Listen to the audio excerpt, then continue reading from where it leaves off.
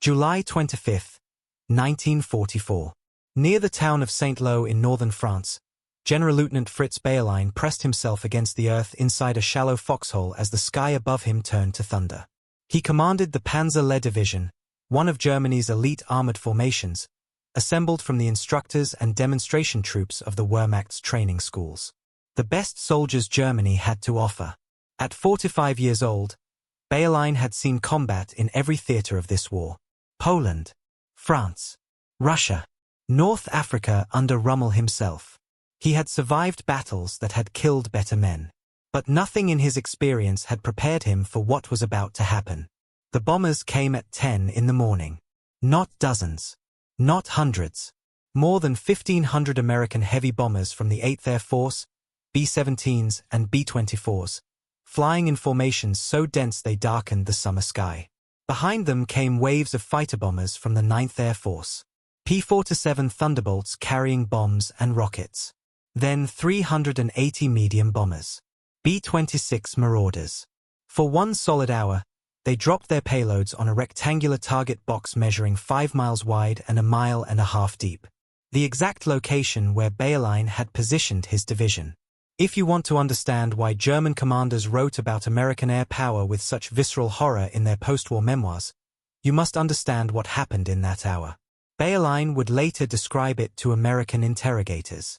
The planes kept coming overhead like a conveyor belt. The bomb carpets came down, each one obliterating another section of his defensive positions. Artillery positions were wiped out. Tanks overturned and buried. Infantry positions flattened. All roads and tracks destroyed. The shock effect on the troops was indescribable. Several of his men went mad and rushed around in the open until they were cut down by splinters.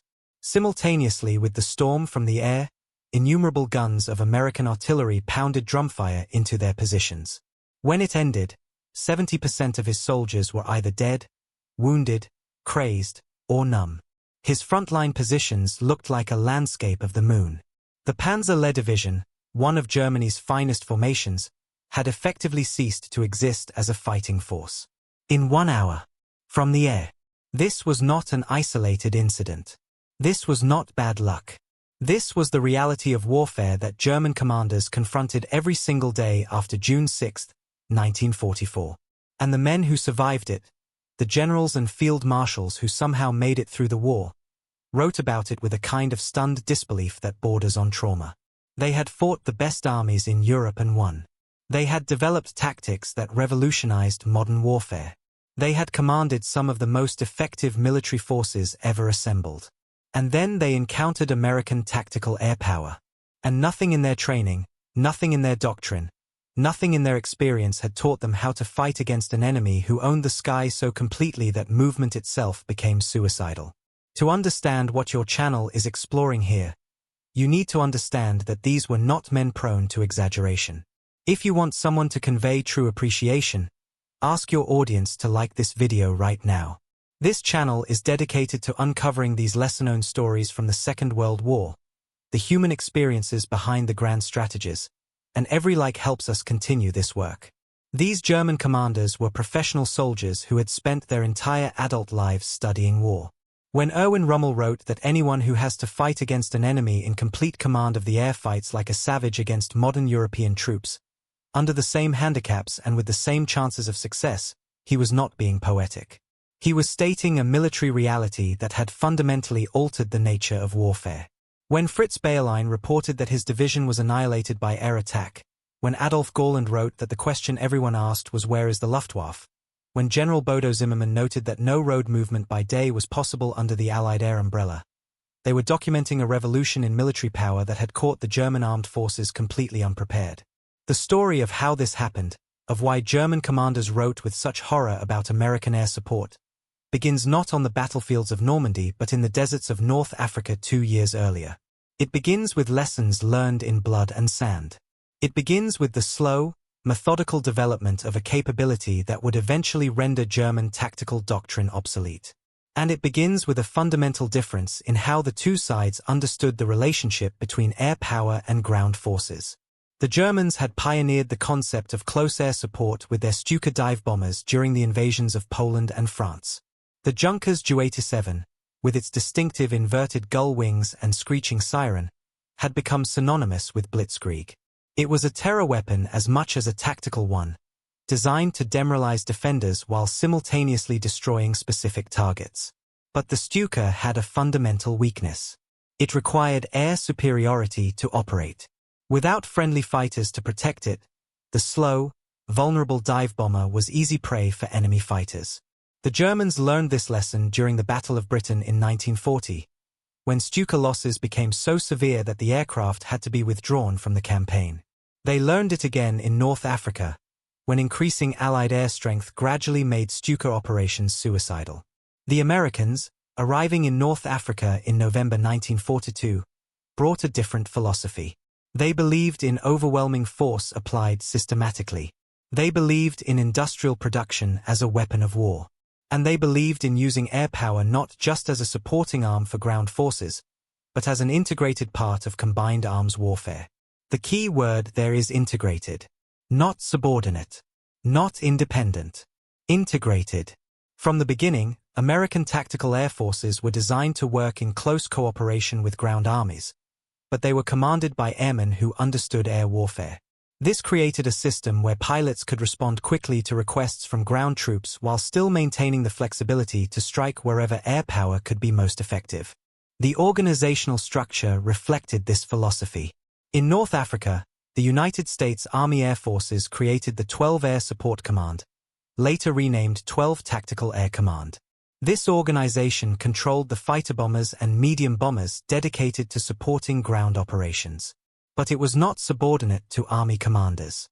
Instead, it worked alongside them, with Air Force officers maintaining control over air operations while coordinating closely with ground commanders through a system of liaison officers and forward air controllers. This arrangement initially caused friction. Army commanders wanted direct control over air assets. They wanted aircraft to respond to their immediate requests the way artillery responded to fire missions. But the airmen resisted. They argued that air power was most effective when concentrated at decisive points, not dispersed piecemeal across the front. They argued that pilots needed the freedom to strike targets of opportunity, to respond to the fluid tactical situation. And they argued that only airmen truly understood how to employ air power effectively. The debate was resolved through bitter experience. In February 1943, German forces under Rommel struck American positions at Kasserine Pass in Tunisia. The attack shattered the inexperienced American defenders, driving them back more than 50 miles and destroying nearly 100 tanks. The Americans had requested air support. But the air support had been fragmented, divided among multiple ground commanders, unable to concentrate its power at the critical points. After Kasserine Pass, the Americans reorganized. Air Marshal Arthur Tedder, the British air commander in the Mediterranean, and his American counterparts implemented a new system. All tactical air forces would be commanded by a single air officer who would coordinate operations with ground commanders but maintain control over air assets. This officer would allocate air power based on the overall tactical situation, not just the requests of individual ground units. Forward air controllers, officers trained in both ground and air operations, would be attached to ground units to facilitate rapid communication between ground troops and aircraft. The system worked. By the time the Axis forces in Tunisia surrendered in May 1943, American fighter bombers had become devastatingly effective. P-40 Warhawks and P-38 Lightnings ranged over the battlefield, striking German convoys, attacking airfields, bombing troop concentrations. The Germans found it increasingly difficult to move during daylight. Their supply lines were constantly under attack. Their air force, the once mighty Luftwaffe, could no longer protect them. German commanders in Tunisia reported the same pattern repeatedly in their after-action assessments. Allied air superiority was decisive. Movement by day was nearly impossible. Supply became a nightmare. Reinforcements could not reach the front. The tactical mobility that had been the foundation of German success was gradually strangled by attacks from above. Erwin Rommel saw it clearly. In North Africa, he had commanded some of the finest troops and most capable tank formations in the German military. He had won battles through superior tactics, through aggressive maneuver, through the intelligent use of combined arms. But by 1942, he was writing that the possibilities of ground action become very limited if one's adversary commands the air with a powerful air force. He wrote that the fact of British air superiority threw to the winds all the tactical rules which the Germans had applied with such success. He wrote that in every battle to come, the strength of the Anglo-American Air Force would be the deciding factor. These were not the words of a defeated man making excuses. Rommel wrote these assessments while he was still winning battles, while the Afrika Korps was still an effective fighting force. He was identifying a fundamental shift in the nature of warfare, a shift that would only accelerate in the years ahead. The Americans learned from Tunisia. They refined their tactics. They improved their coordination between air and ground forces. They developed new techniques for identifying targets, for communicating with aircraft, for concentrating air power at decisive moments. When Allied forces invaded Sicily in July 1943, the air-ground coordination was dramatically better than it had been in North Africa. Fighter bombers worked closely with advancing ground troops, striking ahead of the spearheads, attacking German positions as American tanks moved forward. The Germans found themselves fighting a new kind of battle, one where their opponents could bring devastating firepower to bear from both the ground and the sky simultaneously. The pattern continued in Italy. As American and British forces fought their way up the Italian peninsula in 1943 and early 1944, tactical air power played an increasingly important role. The mountainous terrain favored the German defenders, who could establish strong positions that were difficult to assault directly. But Allied fighter bombers could strike at those positions from above, bombing and strafing German troops in their mountain strongpoints, attacking supply lines in the valleys behind the front. German commanders in Italy repeatedly reported the same problem.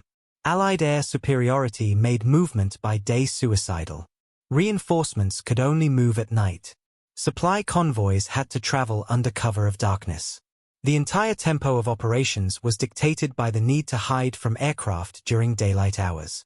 By the spring of 1944, as both sides prepared for the inevitable Allied invasion of northwestern France, the Americans had developed tactical air power into a precision instrument. They had the aircraft. The P-47 Thunderbolt had become the primary American fighter bomber, a rugged aircraft capable of carrying substantial bomb loads while still being able to defend itself in air combat. They had the doctrine.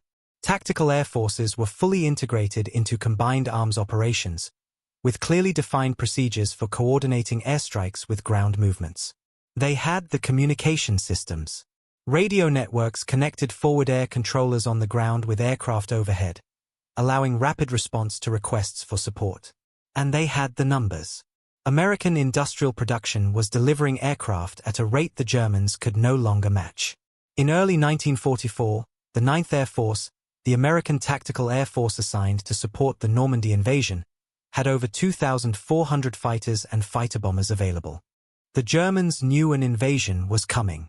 They did not know where or when, but they knew the Allies would attempt a cross-channel assault sometime in 1944. German commanders prepared defensive positions along the Atlantic coast. They deployed their mobile reserves, including elite panzer divisions, to positions where they could rapidly counterattack any landing. And they tried, desperately, to prepare for the onslaught of Allied air power they knew would accompany the invasion. But preparation proved impossible. How do you prepare for an enemy who can put thousands of aircraft over the battlefield simultaneously? How do you defend against fighter bombers that can strike any target they can see?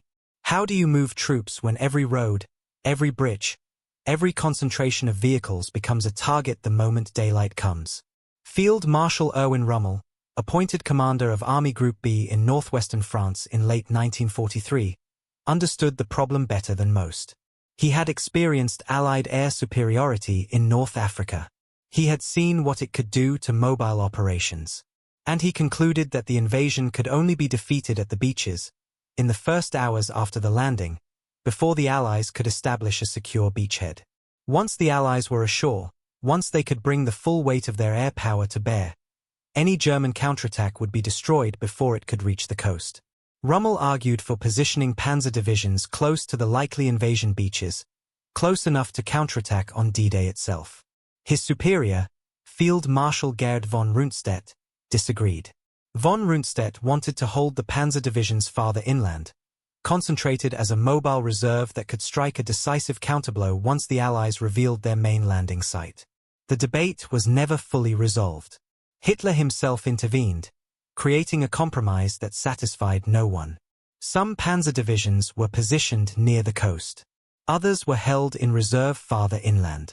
And critically, none of them could move without Hitler's personal authorization. On June 6, 1944, when Allied forces stormed ashore on the beaches of Normandy, the German response was paralyzed by this command structure. Panzer divisions that should have counterattacked on D-Day itself sat idle, waiting for authorization to move that did not come until late afternoon.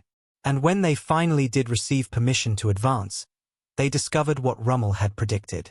Movement by daylight was suicidal. Lieutenant General Bodo Zimmermann, Chief Operations Officer for Army Group D, later wrote that the whole area through which the divisions must march was being most intensively patrolled by Allied air forces.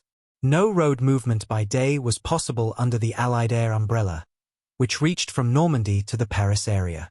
The panzer divisions had to move at night, advancing only during the hours of darkness, then dispersing and camouflaging themselves before dawn. What should have been a rapid armored thrust to the coast became a slow, grinding movement that took days instead of hours. The Panzer-led division's experience was typical. Ordered to move from its assembly area near Chartres to the invasion front on June 6, the division started north toward Normandy. Almost immediately, Allied fighter bombers found them. The attacks were relentless. P-47s and British Typhoons struck the division repeatedly throughout the day, bombing and strafing the columns of vehicles moving along French roads. The losses were severe. 84 half-tracks and self-propelled guns destroyed. 5 tanks knocked out. 130 trucks burned. The Germans dubbed the route of Panzer-les March the Jabot-Rennstrecke, the fighter-bomber racecourse. This became the pattern for the next 2 months. German forces defending Normandy found themselves fighting not just against Allied armies on the ground, but against an aerial onslaught that never seemed to end. During daylight hours, Allied aircraft owned the sky. They flew reconnaissance missions, photographing German positions and identifying targets. They flew interdiction missions, bombing roads and bridges and rail lines to prevent German reinforcements from reaching the front. And they flew close air support missions, striking at German troops and tanks wherever ground commanders requested assistance. The 9th Air Force alone was flying thousands of sorties per day by mid-June. The RAF's 2nd Tactical Air Force added thousands more. The numbers were staggering. On D-Day itself, Allied air forces flew more than 14,000 sorties. On June 7th, another 12,000. Day after day, week after week, the aerial bombardment continued. German commanders had never faced anything like it. Adolf Gorland, general of fighters for the Luftwaffe, wrote after the war about the constant question that came from the front. Where is the Luftwaffe? German soldiers, under attack from Allied aircraft hour after hour, wanted to know why their own air force was not protecting them. The answer was simple and brutal. The Luftwaffe could not protect them. By June 1944, the Luftwaffe in France had been reduced to a hollow shell. Most fighter squadrons had been withdrawn to defend Germany itself against the strategic bombing campaign. The squadrons that remained in France were hopelessly outnumbered and outmatched. On D-Day, exactly 2 German aircraft managed to attack the invasion beaches. 2. Against thousands of Allied aircraft. The aerial battle was so one-sided it barely qualified as a battle at all. The impact on German ground operations was catastrophic. Movements that should have taken hours took days. Reinforcements that should have arrived fresh for combat arrived exhausted and depleted after running a gauntlet of air attacks. Supply convoys were destroyed before they could reach the front. Ammunition dumps were bombed. Fuel supplies were blown up. Command posts were struck. Every element of military operations that required movement, every function that required concentration of forces, became vulnerable to attack from above. And there was no answer. German commanders tried different tactics. They moved only at night. They dispersed their forces widely to avoid presenting concentrated targets. They established alternate routes and used camouflage extensively. But these were defensive measures, ways to minimize losses rather than ways to win battles. The fundamental problem remained. They were fighting an enemy who could see everything they did and strike anywhere they wanted. Erwin Rommel, commanding Army Group B during the Normandy campaign, wrote to his wife in June 1944, "The enemy's air superiority has a very grave effect on our movements. There's simply no answer to it." He repeated the same sentiment to other commanders. Days before, a British Spitfire would strafe his staff car on July 17, severely wounding him and ending his combat career. Rommel was writing that the front would collapse unless something changed. But nothing could change. Not the fundamental equation of aerial dominance that made German tactical mobility impossible. The crisis came in late July. After nearly 2 months of grinding attrition in the hedgerow country of Normandy, American forces under General Omar Bradley prepared Operation Cobra, the breakout from the Normandy beachhead. The plan called for a massive aerial bombardment to shatter German defensive positions near Saint-Lô, followed immediately by an armored thrust through the gap. The bombardment would be unlike anything yet attempted in close support of ground forces. Not fighter bombers making individual attacks. Not even medium bombers hitting targets behind the lines. Heavy bombers. The big 4-engine B-17s and B-24s that normally struck strategic targets deep in Germany. 1,500 of them. All focused on a rectangular target box 5 miles wide and 1.5 miles deep. All dropping their bombs in a single concentrated blow that would obliterate whatever German forces occupied that ground. The target was the Panzer-Lehr Division. The same elite formation that had fought its way to Normandy under constant air attack. The same division that had spent 6 weeks in near-continuous combat, absorbing casualties, receiving inadequate replacements, gradually wearing down from a powerful armored force to an understrength defensive position.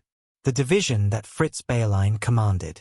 He had positioned his troops in defensive positions along the road from Saint-Lô to Piraeus, in the exact location the American planners had selected for their breakthrough. On the morning of July 25, Bayerlein and his soldiers waited in their foxholes and bunkers, unaware of what was about to happen. The first wave of P-47 fighter bombers struck at 9:30 in the morning. Then the heavy bombers came. Formation after formation, flying at medium altitude, releasing their bombs in carefully coordinated patterns.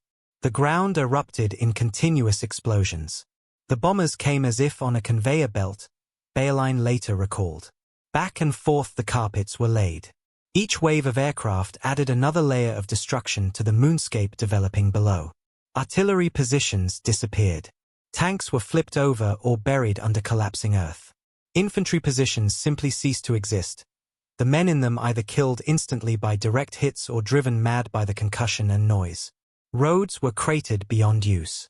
Communication lines were severed. Command posts were destroyed. When the bombardment finally ended after an hour, Bayerlein emerged to survey what remained of his division. The devastation was total. More than 70% of his personnel were out of action. Dead, wounded, crazed, or so shocked they could no longer function. The carefully prepared defensive positions that should have halted the American attack had been obliterated.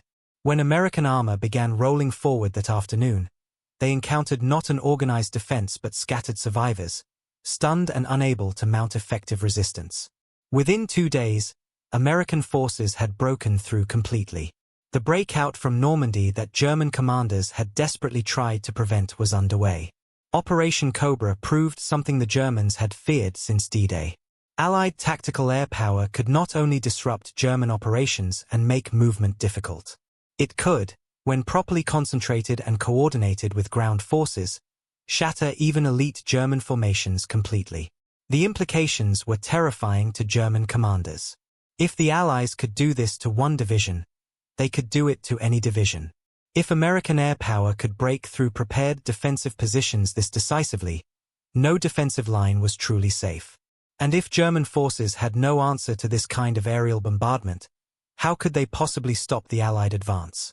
The answer was that they could not. Not in any conventional military sense. From late July 1944 onward, the German position in Normandy collapsed. American forces under George Patton broke out into the open country of central France, racing east and south so rapidly that German commanders could not establish new defensive lines quickly enough. British and Canadian forces pressed south from Caen toward Falaise. and the German 7th Army and 5th Panzer Army, threatened with encirclement, began a desperate retreat toward the Seine River. What followed became known as the Falaise Pocket, and it remains one of the most devastating examples of what tactical air power could do to retreating forces. As German units streamed east through the narrowing gap between Allied armies closing from north and south, they became concentrated on a limited number of roads. Intelligence quickly identified these choke points, and Allied tactical air forces descended on them like predators. The RAF's Hawker Typhoons, armed with rockets and bombs, struck German columns repeatedly. American P-47s joined them, machine-gunning vehicles and bombing concentrations of troops. During these few days in mid-August, pilots of the 2nd Tactical Air Force flew more than 12,000 missions. The results were catastrophic for the Germans. Entire divisions were destroyed not by ground combat but by aerial attack. Vehicles by the thousands were burned out along the roads. Troops were killed in their vehicles or cut down as they fled into the fields seeking cover. The numbers tell the story, though the exact figures remain disputed. At least 10,000 German soldiers were killed in the Falaise Pocket. 50,000 were captured. Approximately 350 tanks and armored vehicles were destroyed or abandoned. Nearly 1,000 artillery pieces of every type were lost. Perhaps most importantly, the command structure of 2 entire German armies was shattered. Headquarters units, supply organizations, communication systems, all were destroyed or scattered. The survivors who escaped through the gap, and perhaps 40,000 did manage to break through, fled east toward the Seine as a disorganized mob rather than as coherent military formations. Supreme Allied Commander Dwight Eisenhower toured the area after the fighting ended. He later wrote that it was literally possible to walk for hundreds of yards at a time, stepping on nothing but dead and decaying flesh. The stench of decay was so overwhelming that fighter pilots could smell it through their cockpit canopies when flying over the area days later. For German commanders, the Falaise Pocket represented the complete collapse of everything they had tried to accomplish in Normandy. They had tried to hold Normandy. They had tried to establish defensive positions that would contain the Allied breakout. They had tried to conduct an orderly withdrawal. Allied tactical air power made all of it impossible. The memories of that destruction would haunt German commanders for the rest of their lives. The memoirs they wrote after the war returned again and again to the same theme. The helplessness. The inability to respond. The slow realization that they were fighting a war they could not win because the fundamental conditions of warfare had changed. Field Marshal Albert Kesselring, who commanded German forces in Italy and later in the West, wrote that the Allied air forces had created conditions where German forces could barely function. Movement was restricted to night hours. Supply became a constant crisis. Reinforcements arrived at the front decimated by attacks during their journey. The tactical advantage that German forces had enjoyed early in the war through superior mobility and aggressive maneuver had been systematically destroyed by attacks from above. General Hans Speidel, who served as Chief of Staff to Rommel's Army Group B, wrote about the psychological impact on German troops. Soldiers who had fought bravely against enemy ground forces began to lose their nerve when faced with constant aerial attack. The sound of aircraft engines triggered panic. Units that should have held their positions broke and ran when fighter bombers appeared. The breakdown was not universal. Many German units continued to fight with remarkable tenacity even under the most devastating air attacks. But the cumulative effect over weeks and months wore down even the best troops. Fear became a constant companion for German soldiers on the Western Front after D-Day. General Gunther Blumentritt, Chief of Staff to Field Marshal von Rundstedt, documented the specific tactical problems created by Allied air superiority. German commanders could not mass forces for counterattacks without those concentrations being spotted and bombed. They could not move reserves quickly to threaten sectors because daylight movement invited destruction. They could not maintain adequate supply lines because every road, every rail line, every bridge became a target. The entire German defensive strategy in the West depended on mobility, on the ability to move forces rapidly to counter Allied thrusts. That mobility was strangled by air power. The numbers German commanders reported in their memoirs and post-war interrogations are staggering. In August 1944, as Allied forces pursued German armies across France toward the Seine River, the 9th Air Force alone flew more than 30,000 sorties. 30,000 individual aircraft missions in a single month. The 2nd Tactical Air Force added thousands more. Day after day, week after week, the attacks continued. German units reported ammunition shortages because supply convoys could not get through. They reported fuel shortages because tanker columns were destroyed on the roads. They reported that reinforcements arrived at half strength because units took 50% casualties during their movement to the front. General Hasso von Manteuffel, who commanded the 5th Panzer Army, wrote about the Battle of the Bulge with particular attention to the role of weather and air power. Hitler's last major offensive in the West, launched in December 1944 through the Ardennes forest, depended absolutely on bad weather that would ground Allied aircraft. The German High Command knew this. They planned the offensive specifically for December, when heavy cloud cover and winter storms would prevent Allied air forces from operating. The meteorological forecast promised fog, snow, and poor visibility. Without those conditions, German commanders understood, the offensive would fail. For the first week, the weather cooperated. Thick fog blanketed the Ardennes. Snow fell heavily. Cloud cover extended from the ground to above 10,000 feet. Allied air forces were grounded. Their fighter bombers sat on muddy airfields in England and France, unable to take off. Their medium bombers could not find targets through the clouds. The P-47s and Typhoons that had terrorized German forces since Normandy were silent. And in that brief window of opportunity, when the sky belonged to no one, German forces made significant gains. 3 German armies, more than 200,000 men with over 1,000 tanks, smashed through thinly held American lines.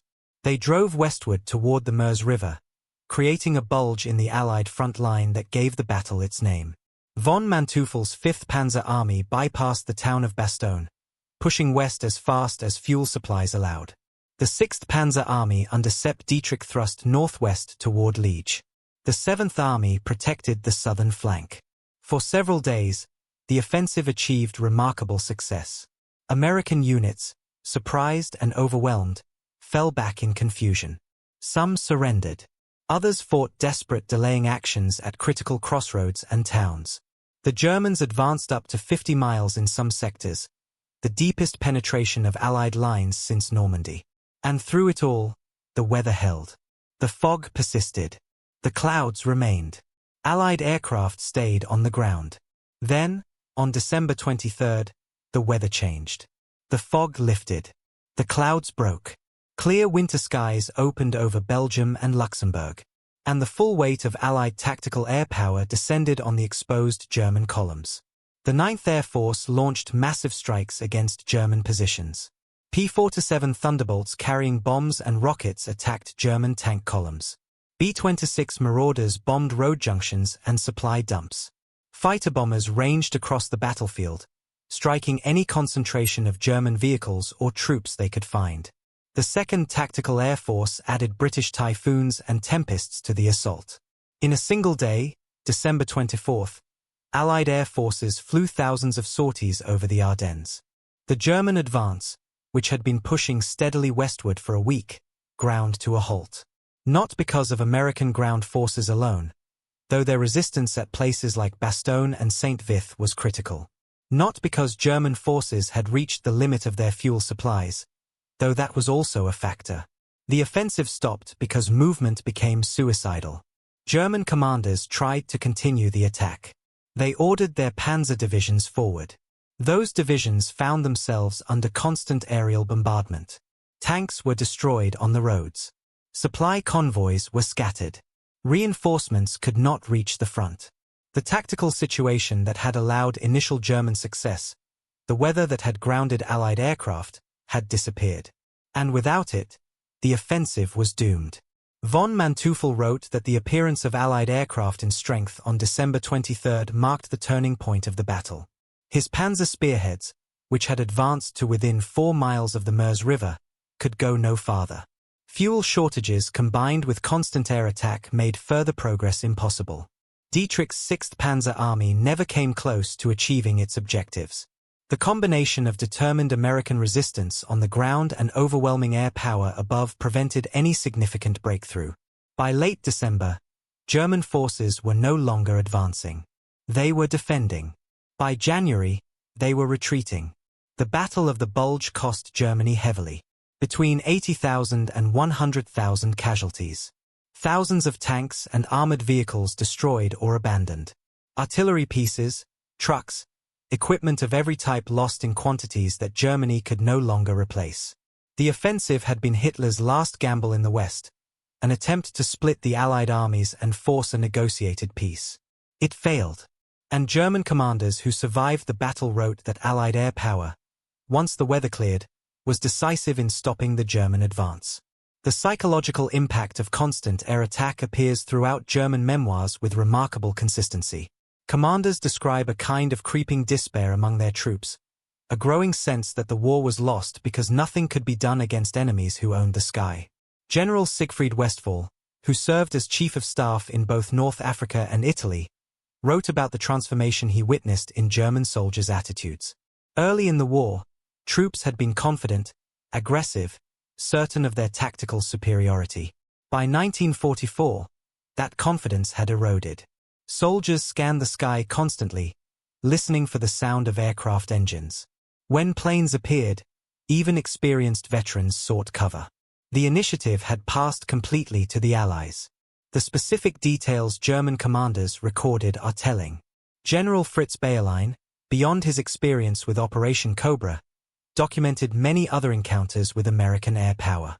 In one memoir passage, he described a single P-47 attack on his headquarters unit that killed or wounded half his staff in less than 2 minutes. The aircraft appeared without warning, diving from above. By the time German soldiers realized they were under attack, the first bombs were already falling. Machine gun fire raked the area as the Thunderbolt pulled up and climbed away. Then a second aircraft attacked. Then a third. The entire action lasted perhaps 5 minutes. When it ended, Bayerlein's command post had been destroyed, his communication equipment wrecked, and his ability to control his division severely compromised. These were not isolated incidents.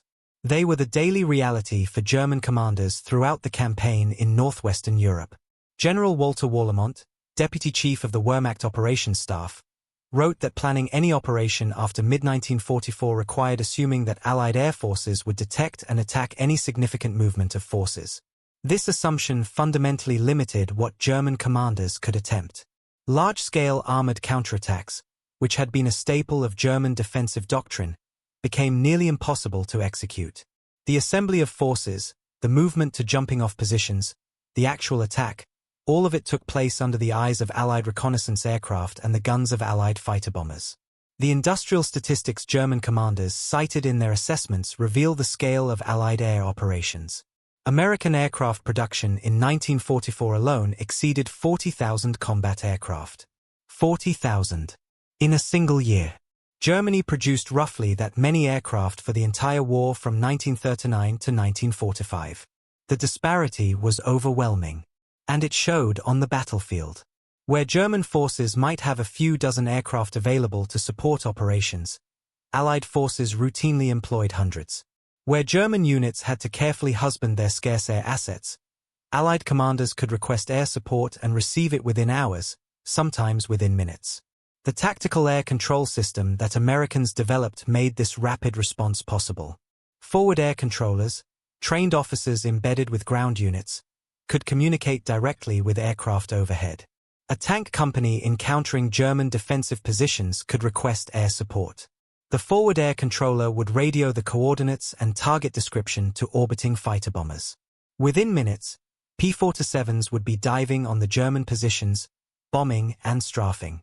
By the time the attack ended, the American tanks would be ready to advance.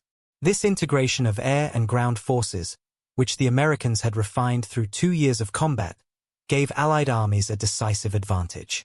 German commanders had no effective answer. The Luftwaffe, which had dominated European skies in 1940 and 1941, was by 1944 a shadow of its former strength.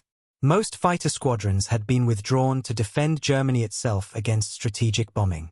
The aircraft that remained in France were hopelessly outnumbered. On D-Day, the Luftwaffe managed only 320 sorties over the invasion beaches. 320. Against more than 14,000 Allied sorties. The disparity only grew worse as the campaign progressed. By August 1944, German fighters appeared so rarely over the battlefront that Allied pilots sometimes flew entire missions without seeing a single German aircraft. General Adolf Gauland, who commanded German fighter forces, wrote extensively about this helplessness in his post-war memoirs.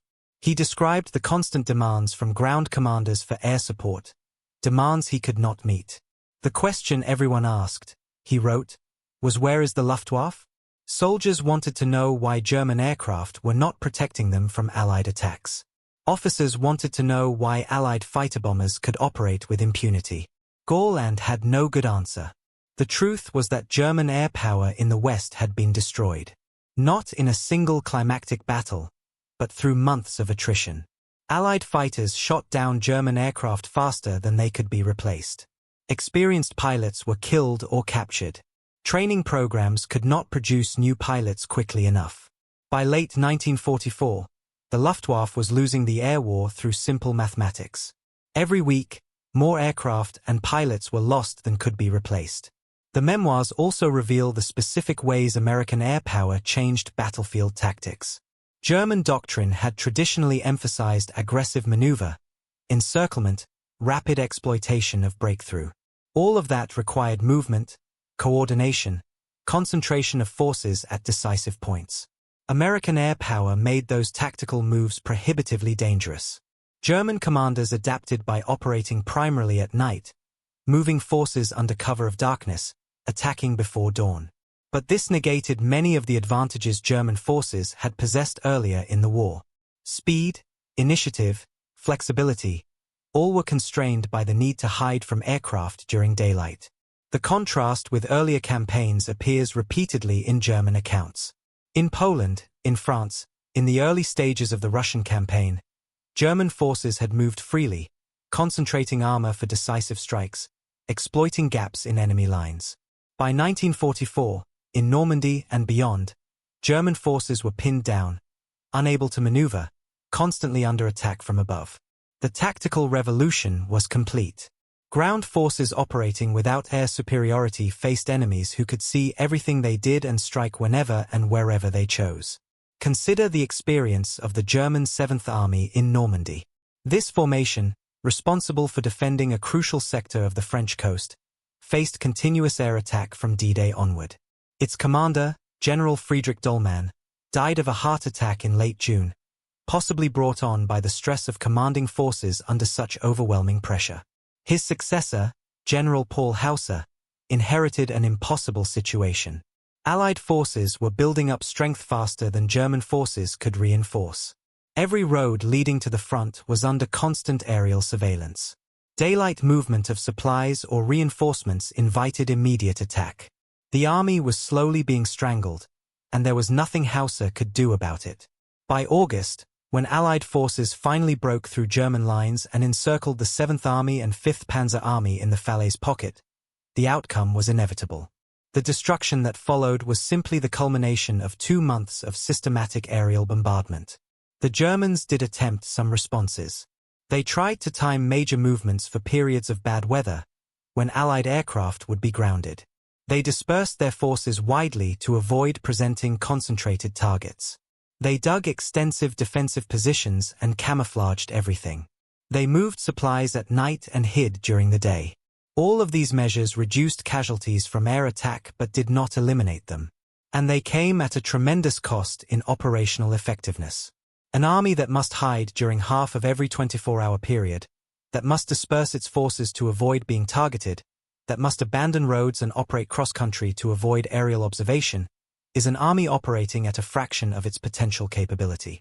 The German attempt to counter Allied air supremacy with Operation Bodenplatte on January 1, 1945, demonstrated both the desperation of the Luftwaffe and the futility of their position. The operation, designed to destroy Allied aircraft on the ground in a massive surprise attack, involved nearly 900 German fighters and fighter bombers striking Allied airfields across Belgium, France, and the Netherlands.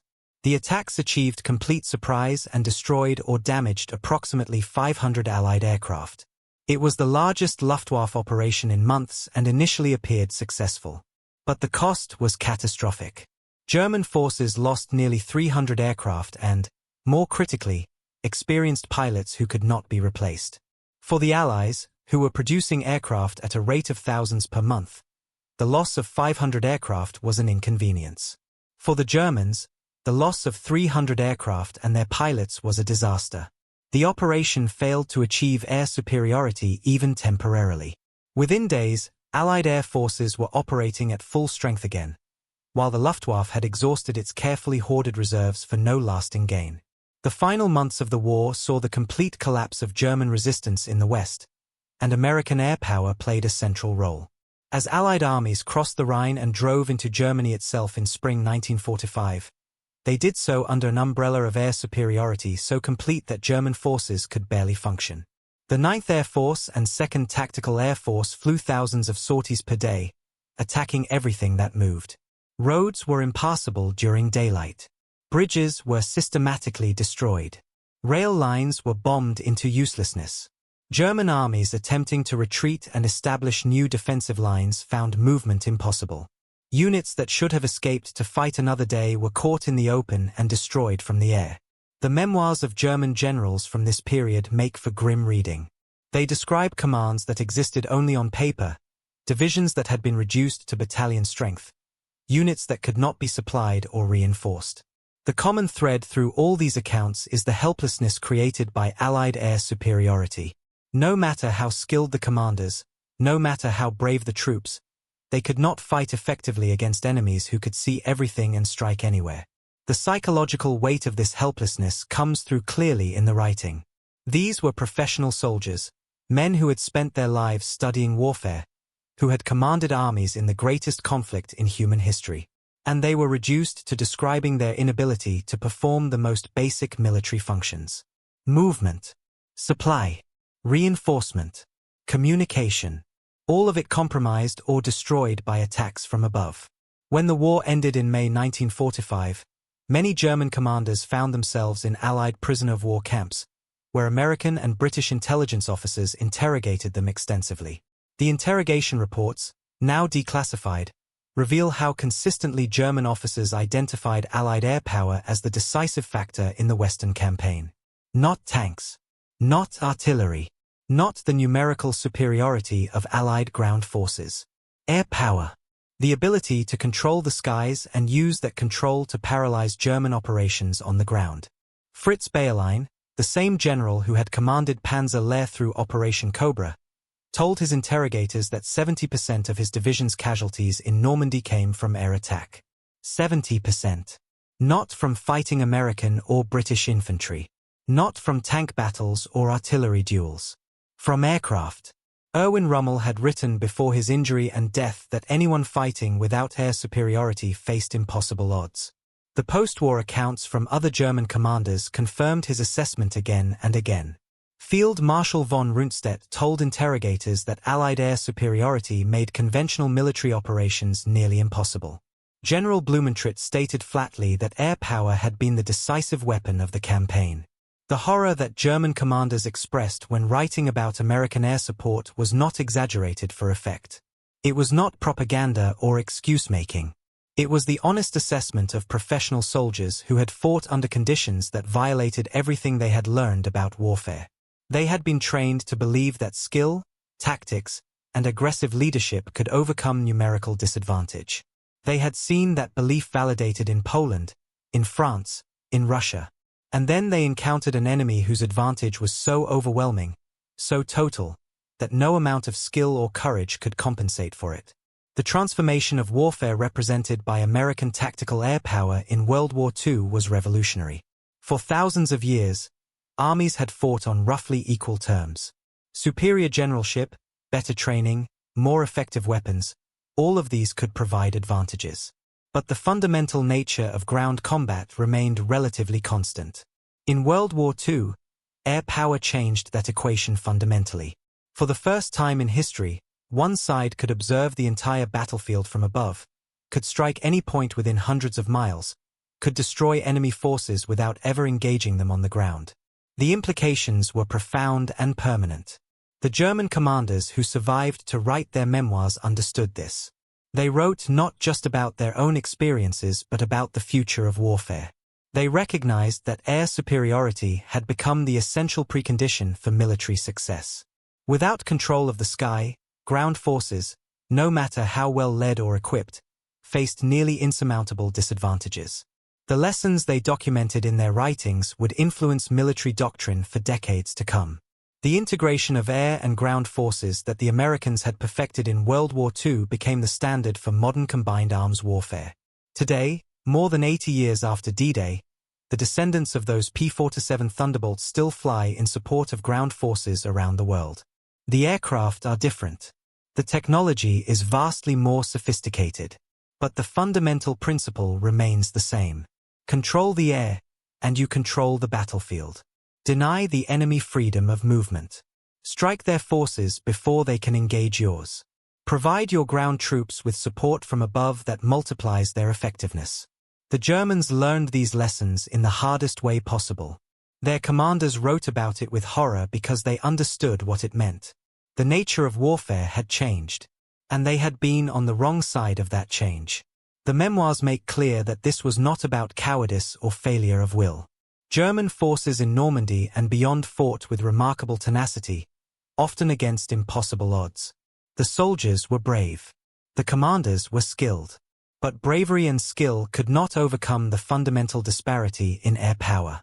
When American fighter bombers appeared overhead, German soldiers died. When Allied reconnaissance aircraft spotted German positions, bombers followed. When German units tried to move during daylight, they were attacked. The pattern was relentless, systematic, and ultimately decisive. The numbers tell part of the story. The P-47 Thunderbolt alone flew more than 545,000 sorties in all theaters during World War II. In the European theater, American P-47s destroyed or damaged 6,000 enemy tanks and armored vehicles, 68,000 trucks, 9,000 locomotives, 86,000 pieces of rolling stock. These are not estimates. These are confirmed claims from after-action reports. The sheer scale of destruction inflicted from the air was unprecedented in military history. But numbers alone cannot capture the psychological impact. The memoirs of German commanders return again and again to the terror of aerial attack. The sound of aircraft engines. The scream of diving fighters. The whistle of falling bombs. These sensations haunted the men who survived. They wrote about soldiers driven mad by constant bombardment. They wrote about experienced troops breaking and running when aircraft appeared. They wrote about their own fear, though most did so indirectly, describing the reactions of their subordinates rather than admitting their own terror. The truth is that American tactical air power in World War II created a kind of psychological warfare that complemented its physical destructiveness. German troops never knew when the next attack would come. They could hear aircraft engines in the distance and had no way of knowing whether those aircraft would pass overhead harmlessly or dive to attack. The uncertainty, the helplessness, the constant awareness that death could come from above at any moment, wore down even the strongest soldiers. This psychological dimension appears throughout German memoirs, sometimes explicitly, more often implied in descriptions of deteriorating morale and increasing reluctance to engage in operations that required exposure to air attack. The legacy of this experience extends far beyond World War II. Modern military doctrine in every advanced nation emphasizes air superiority as the foundation of successful operations. The United States and its allies invest enormous resources in maintaining air dominance precisely because the lessons of World War II demonstrated how decisive it could be. The German commanders who wrote their memoirs understood this. They had experienced firsthand what it meant to fight without air support against an enemy who possessed it. And they documented that experience as a warning to future generations of military leaders. Air power matters. It matters more than almost any other single factor in modern warfare. When you read the memoirs of German generals from World War II, when you encounter their descriptions of American tactical air power, remember that these were not weak men looking for excuses. These were professional soldiers, many of them highly capable commanders who had won remarkable victories earlier in the war. Erwin Rommel had beaten the British in North Africa until Allied air power and logistics overwhelmed him. Fritz Bayerlein had commanded armored forces with distinction in multiple campaigns. Gerd von Rundstedt was one of Germany's most experienced field marshals. These men understood warfare. They had studied it, practiced it, mastered it at the highest levels. And they all concluded that Allied air power, particularly American tactical air support, was the decisive factor that made their defeat inevitable. The horror in their accounts is real because the experience was genuinely horrific. To command troops who are being slaughtered from the air while you have no means to protect them. To watch as carefully planned operations disintegrate under aerial bombardment. To realize that no amount of skill or courage can overcome the fundamental disparity in capabilities. This was the reality German commanders faced from D-Day onward. And when they sat down after the war to write their memoirs, to document their experiences and preserve their perspectives for history, they returned again and again to this central fact. American air support had been overwhelming, unstoppable, and terrifying. The transformation of the P-47 Thunderbolt from high-altitude interceptor to devastatingly effective fighter bomber symbolizes the broader transformation of American air power during World War II. The aircraft was designed for one mission but proved excellent at another. American doctrine evolved to exploit this capability. Tactics were refined through combat experience. Communication systems were developed to coordinate air and ground forces.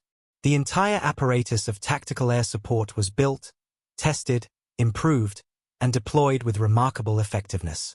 By the time Allied forces landed in Normandy, they possessed an integrated air-ground warfare system that the Germans simply could not match.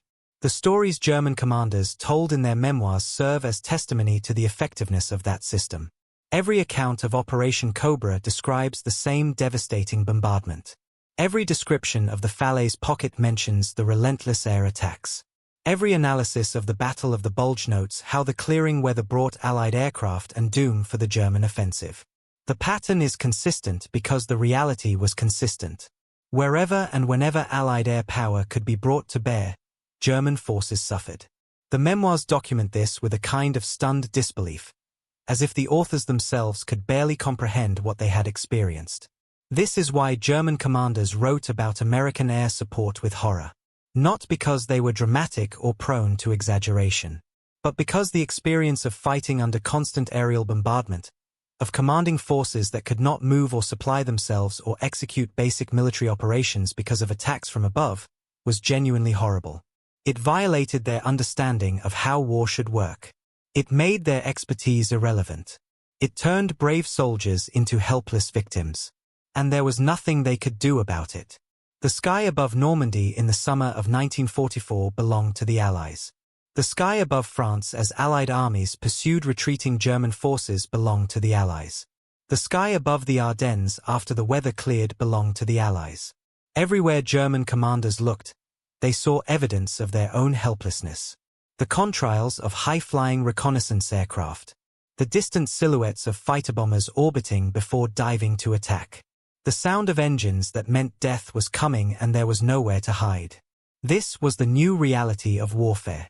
And German commanders, writing their memoirs years later, documented it with the clarity that comes from having experienced something so profound it changes your understanding of the world. American air support was not just effective. It was transformative. It was decisive. And yes, it was horrible. Because when you are on the receiving end of overwhelming force applied systematically and remorselessly, horror is the only appropriate response. The memoirs of German commanders stand as testament to that truth. And if we want to understand why the Allies won in Western Europe, we must understand what those German generals wrote about and why they wrote about it the way they did. With horror. Because that is what they felt. That is what they experienced. That is the truth they documented for history. If this exploration of history has been valuable to you, please take a moment to subscribe to this channel. Our mission is to preserve these stories and share them with audiences who appreciate the complexity and humanity of World War II. Every subscription helps us continue this work. Share this video with anyone who might find it compelling. And please, leave a comment telling us what you think. These stories matter. The experiences of those who fought, on all sides, deserve to be remembered and understood.